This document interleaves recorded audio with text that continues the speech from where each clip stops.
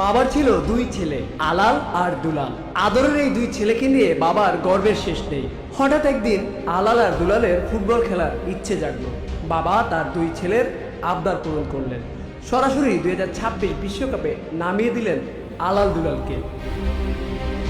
বড় ভাই আলালকে দিল সহজ গ্রুপে, আর ছোট ভাই দুলালকে দিল কঠিন গ্রুপে, যেন বড় ভাই আলালের মতো দুলাল পরিশ্রমী হয়ে ওঠে। আর বয়স বিবেচনায় আলাল খেলতে লাগলো সহজ গ্রুপে।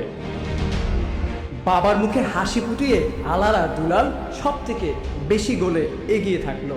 ছোট ভাই দুলাল পরিশ্রম করে এগিয়ে যেতে থাকলেও বিপত্তি বাধে আলালের ম্যাচে। কেপ ভার্দের সাথে যখন আলাল হারতে বসে, ঠিক তখন চিন্তায় পড়ে যায় বাবা। আর তাই মিশরের ম্যাচে সহযোগী হিসেবে মাঠে নামালো রেফারি। মাঠে নেমেই রেফারি আলালকে বড় বিপদ থেকে বাঁচালো। আলাল ও দুলালের বাবা স্বপ্ন দেখছে তার দুই ছেলে ফাইনাল খেলবে, তবে পরিকল্পনায় বাদ সাজে কিছু দল। তারা ভালো খেলে তার টেনশন বাড়িয়ে দিচ্ছে। এজন্য আলালের খেলায় দুলালের রেফারি ও দুলালের খেলায় আলালের রেফারি নিয়োগ দিয়েছে।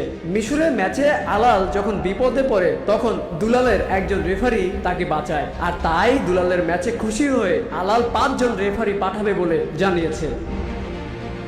এখন শুধু সময়ের অপেক্ষা। আলাল দুলাল খেলবে ফাইনাল। এক ভাই কাপ নেবে, আর এক ভাই গোল্ডেন বুট নেবে। খেলা শেষে দুই ভাই একসাথে কক্সবাজার ট্যুর দিবে।